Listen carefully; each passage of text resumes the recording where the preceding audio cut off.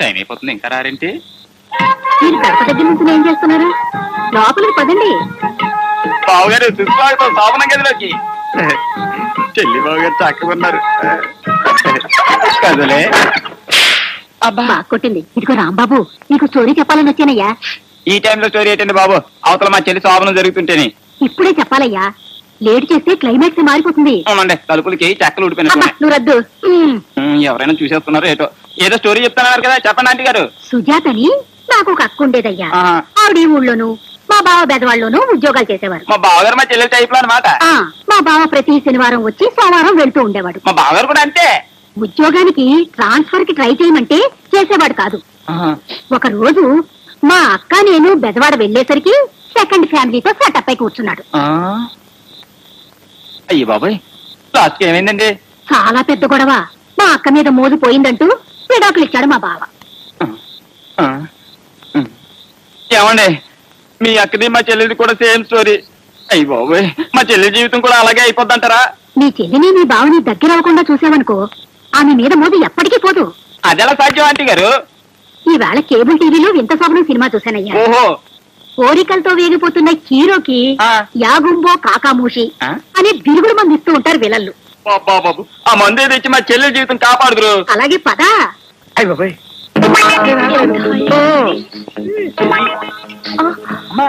ఒక నిమిషం ఆగండి.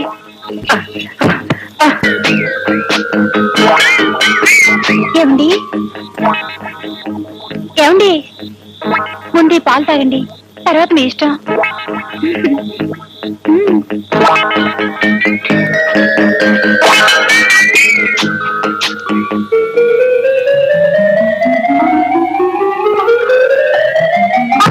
అదేంటండి అలా అయిపోయారు? అదే నాకు అర్థం కావట్లేదు. మమ్మల్ని నీ తోబుట్టువులు అనుకోమ్మా.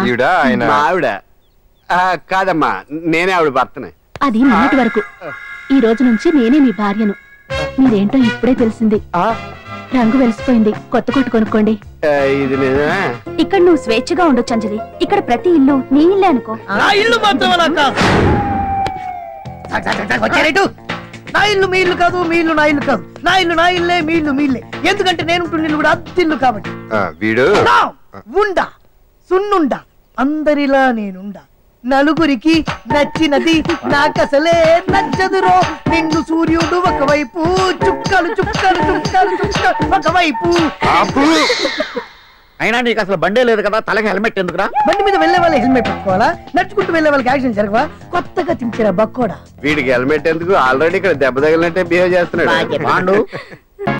గేటేసుందిరా. రాజు రాజు రాజు, నేను సీను వచ్చాం. వచ్చారా? ఎవర్రా అట్లేదురా. అయితే గోడ దూకి వెళ్ళిపోదామా? బలివడివే, గోడ దూకితే మనం దొంగోళ్ళు అనుకుంటారా? మరి ఎలాగరా? గేట్ దూకేసి వెళ్ళిపోదాం. బలి ఐడియా ఇచ్చారా? పట్టుకో, ఇలాగిచ్చి జాగ్రత్త, కింద పడేకు. అందరికి ఎక్కిరా.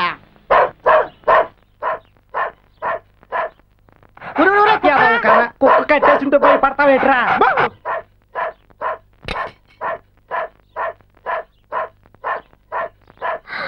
అరే శివ, సీను, మీరా? వసేతను నువ్వటే. ఒరే శివ, మన తనురా. అదే చూస్తున్నాను రా. ముందా పనిస్పెండేటివ్. జాగ్రత్త, ఎంతో కష్టపడి పట్టుకొచ్చాను. లోపలికి రండి. పండు బాగా పండినట్టుంది, మంచి వాసన వస్తోంది. మన ఊరి పనసపండు చూసి ఎన్నాళ్ళైందో. రాజు ఇంట్లో లేడా? లేడు, ఆఫీస్కి వెళ్ళాడు. సాయంత్రం వచ్చేస్తాడు. మంచినీళ్ళు తాగండి. అవును, గేట్ వేసింది కదా, ఎలా వచ్చారు? గేట్ దూకేసాం. చిన్నప్పటి నుంచి అలవాటే కదా. ఇన్నేళ్ళైనా మీరిద్దరు ఏం మారలేదు. అది సరే, నువ్వు ఎప్పుడు వచ్చావు ఇక్కడికే? రావటం కాదు, ఇక్కడే ఉంటున్నాను. రాజు నా కష్టాలు చూసి నాకు ఇంట్లో పనిప్పించాడు. నువ్వు ఇక్కడ ఉన్నావని ఒక ఉత్తరముఖ రాస్తే మన ఊరోళ్ళంతా ఎంత సంతోషిస్తారో తెలుసా నీకు? కష్టాలకు కాయలేక నువ్వు ఎప్పుడో చచ్చిపోయి ఉంటావు అనుకున్నారే. నిన్ను చూసేదాకా మేము అలాగే అనుకున్నాం. అయ్యో, 2 గంటలైంది. స్కూల్ వదిలేస్తారు. నేను స్కూల్కి వెళ్ళి బాబుని తీసుకొస్తాను. ఒరే, అన్నం వండేశాను, పెట్టుకుని తినండి. రే రే, ఇల్లు జాగ్రత్త, తలుపేసుకోండి. నువ్వు వెళ్ళు. సోతబెట్టి వెళ్ళరా. వెళ్ళొచ్చుగా, దెప్ప పగిలిపోతే వెళ్ళు. నువ్వు మానవరా, తిండిపోతే తొందరగా రారా, ఆకలేస్తుంది.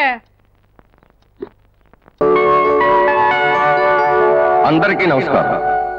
మన పురపాలక సంస్థ రజతోత్సవాల సంబరాల్లో ఆఖరి అంశంగా ఈ రోజు ఏర్పాటు చేసిన వినోద కార్యక్రమాన్ని ప్రారంభించవలసిందిగా మున్సిపల్ కమిషనర్ శ్రీమతి ఉషా సన్యాల్ గారిని ప్రార్థిస్తున్నాను. మన పురపాలక సంస్థకి 25 వర్షములు నిండినవి. అందులకే ఈనాడు మనమందరము రజస్వల ఉత్సవము చేసుకుంటున్నాము. రజస్వలంటే సమర్థం మేడం. మనమంతా ఇవాళ ఈ రోజు రజతోత్సవాలు జరుపుకుంటున్నామనే మేడం గారి అభిప్రాయం. Yes, I feel that it is a privilege to celebrate Silver Jubilee function of this municipality during my period. ఈ శుభ సందర్భంలో మనమందరము గుండీలు విప్పుకొని ఆనందముగా పాటలు పాడాలి. గుండె నింపుకొని కాదు మేడం, మనమంతా గుండెల నిండా ఆనందాన్ని నింపుకొని ఖుషీమత్ చేసుకోవాలనే మేడం గారి అభిప్రాయం.